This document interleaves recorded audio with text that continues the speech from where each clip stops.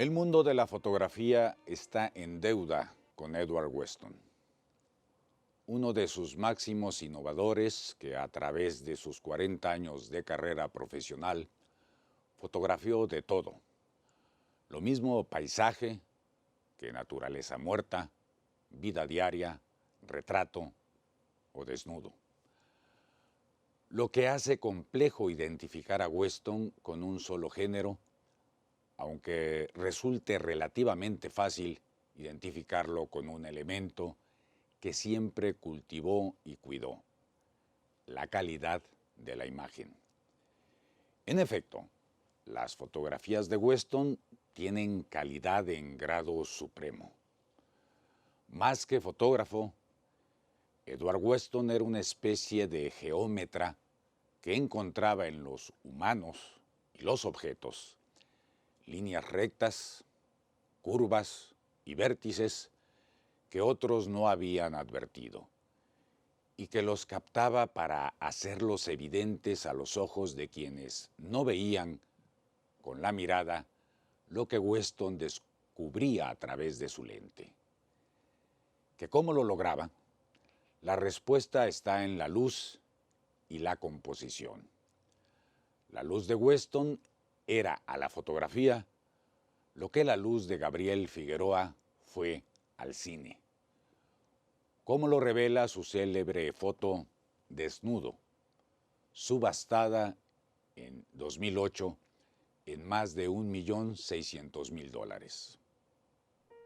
Edward Weston nació en 1885 en Highland Park, Illinois, comunidad suburbana situada a 35 kilómetros de Chicago, sobre la ribera del lago Michigan.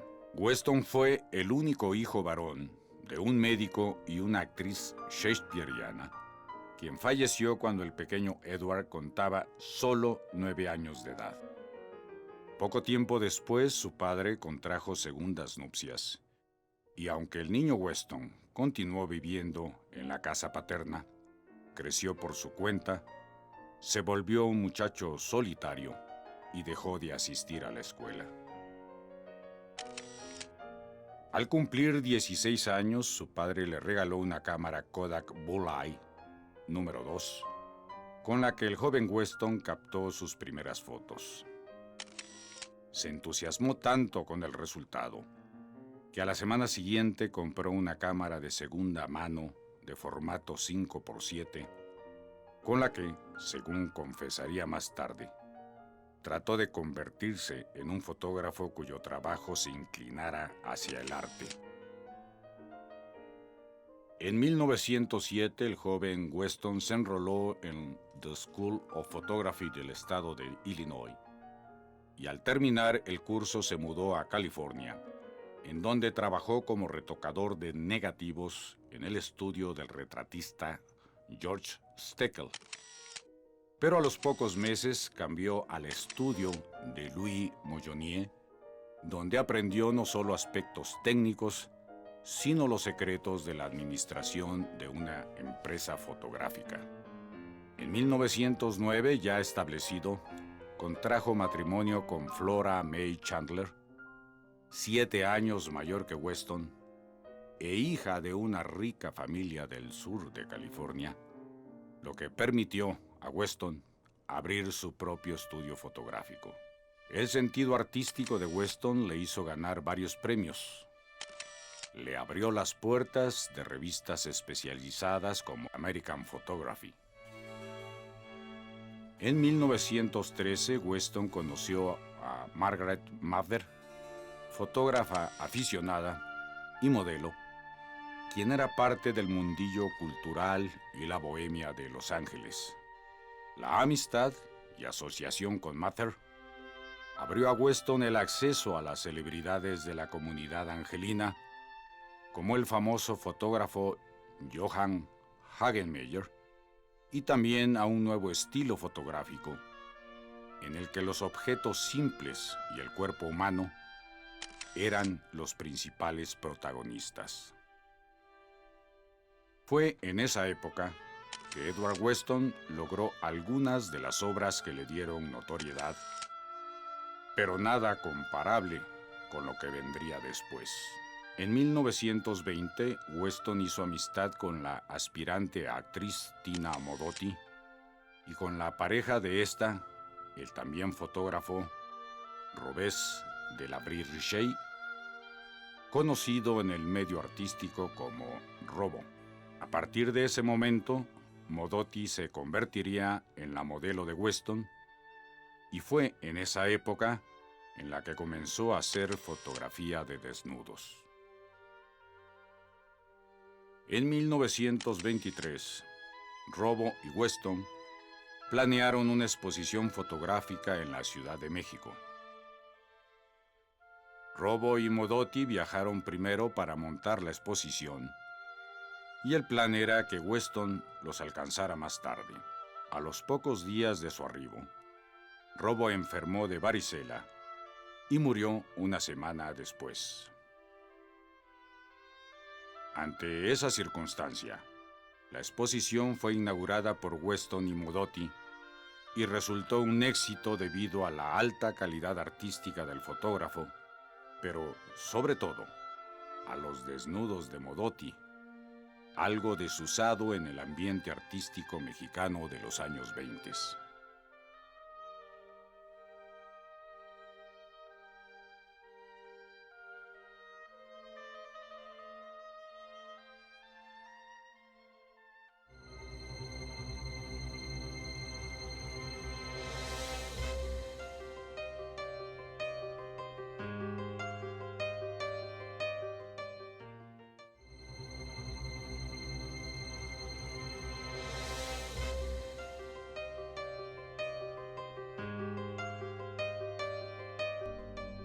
Entre 1923 y 1927, siempre acompañado de Modotti, Weston trabajó intensamente en México, donde la diferencia cultural con Estados Unidos lo impulsó a modificar su estilo fotográfico. Weston quedó fascinado con lo que veía en las calles, en los mercados, en los pueblos, en los rostros de las personas, y comenzó a trabajar en objetos de uso cotidiano como juguetes mexicanos, puertas, baños. En esa época, Weston escribió en su diario: "La cámara debe ser usada para grabar la vida, para obtener la sustancia y quintaesencia de las cosas. Definitivamente, creo que la aproximación a la fotografía es a través del realismo". Weston continuó fotografiando a la gente y las cosas de México. Montó varias exposiciones que resultaron tan exitosas como la primera. Su reputación creció e ilustró un libro sobre arte mexicano de la escritora Anita Brenner. Al regreso de Weston a California, en 1927, Modotti decidió permanecer en México, en donde hizo amistad con círculos intelectuales y posó para los muralistas mexicanos, y en donde siguió viviendo hasta 1930, cuando fue expulsada por su afiliación al Partido Comunista. De regreso en California, el estilo de Edward Weston volvió a transformarse con base en las experiencias gráficas que había captado en México.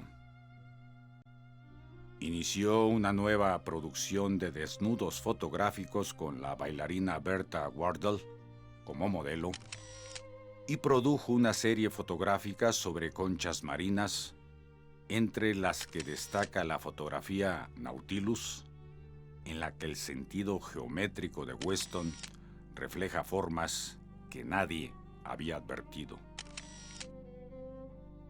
Aclamado por la crítica, reconocido su trabajo en las mejores publicaciones de Estados Unidos, La vida familiar y personal de Weston, sin embargo, era un desastre. Y en 1935, acosado por las deudas, tuvo que cerrar su estudio fotográfico en Carmel, California. Por esos años también cambió su vieja cámara de gran formato por una Speedgraphic. Con Charisse Wilson, su amante y modelo en turno, inició una nueva serie de fotografías de desnudos que resultaron, sin embargo, demasiado eróticas para ser exhibidas en público.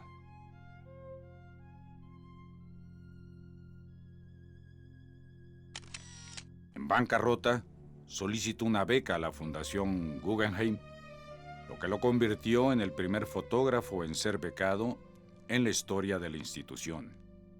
Y consiguió un contrato con la revista Westway Magazine que le permitió viajar intensamente. En 1945, Edward Weston experimentó los primeros síntomas de la enfermedad de Parkinson. Durante la década siguiente, aún logró montar varias exposiciones, publicar algunos libros con su mejor material y recibió innumerables reconocimientos. Edward Weston murió el año nuevo de 1958.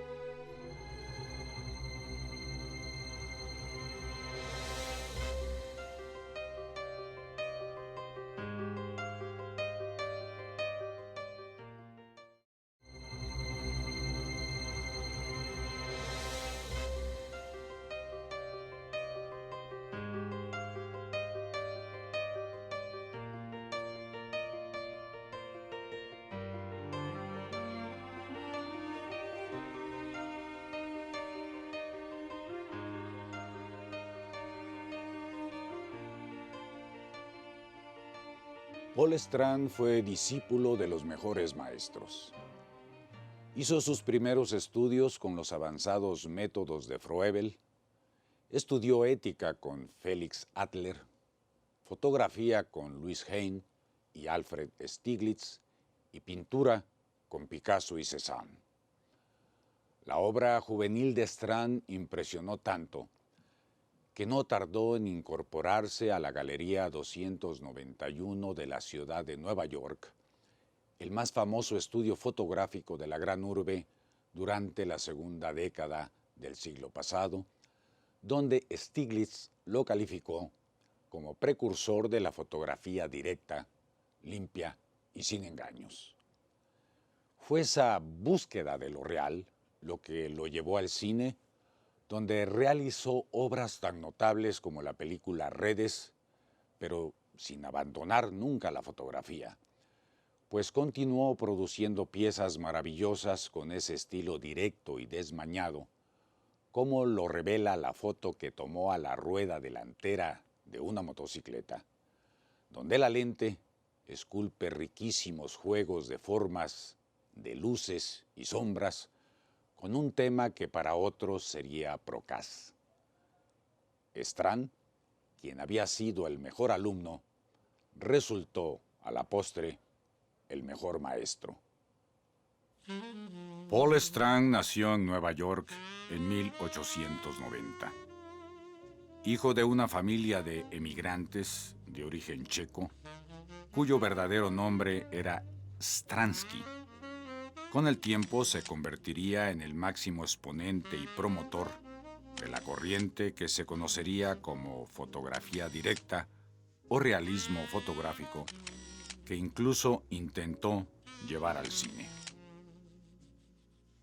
En 1904, el pequeño Strand fue matriculado en la Ethical Culture School de Nueva York, en donde fue alumno del sociólogo y aficionado a la fotografía Louis Hine, quien en esa época estaba documentando la llegada de los inmigrantes a Ellis Island. El fuerte contenido social de las fotografías de Hine hizo que Strand decidiera hacerse fotógrafo. Tenía 17 años cuando fue presentado por Hine al célebre maestro de fotógrafos Alfred Stieglitz, otro de sus mentores y que influiría definitivamente en su estilo y proceso creativo. En 1911, Paul Strand invirtió todos sus ahorros para pagarse un viaje a Europa.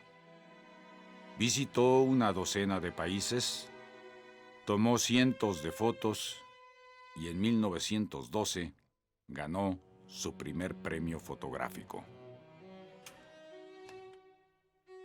Strand destacó pronto como miembro del célebre estudio Galería 291 de Nueva York, sobre todo porque en la segunda década del siglo XX, la moda consistía en que las fotografías parecieran pintura, es decir, compuestas con una luz difusa y ligeramente fuera de foco. Pero Strand, como casi todos los discípulos de Stieglitz, se decidió por la foto directa, real, sin manipulaciones ni artificios. Su objetivo consistía en captar las cosas como las cosas eran, pues como eran, en la realidad, resultaban lo suficientemente bellas. Sin embargo, Strand también experimentó con la fotografía abstracta y más tarde confesaría que fue así como aprendió a componer una imagen y a comprender cómo se relacionan las formas entre ellas, es decir, cómo la geometría interactúa. La foto directa de Strand lo hizo diferenciarse de los pictorialistas de la época. Captaba a la gente sin posar, sin que se diera cuenta de que está siendo fotografiada. Su famosa foto Blind Woman, tomada después de una intensa búsqueda de una persona ciega que sirviera para demostrar su teoría de que las mejores fotos se logran cuando la persona no sabe que su imagen será captada, porque el resultado es natural, directo, espontáneo, y así lo demuestra. En 1918, Paul Strand se alistó en la Armada y debido a sus antecedentes de fotógrafo, fue destinado a las clínicas Mayo para que filmara las operaciones de cirugía que más tarde servirían a los médicos militares para ser estudiadas. Ahí inició Strand su segunda carrera, el cine. Al darse de baja de la Armada, compró una cámara cinematográfica marca Accolade de cuerda manual, con la que en 1921 filmó un documental de la ciudad de Nueva York llamado Mannahatta. Hacia el final de los años 20, Strand escuchó hablar del trabajo que Edward Weston había hecho en México. Reunió dinero suficiente y en 1932 realizó el viaje.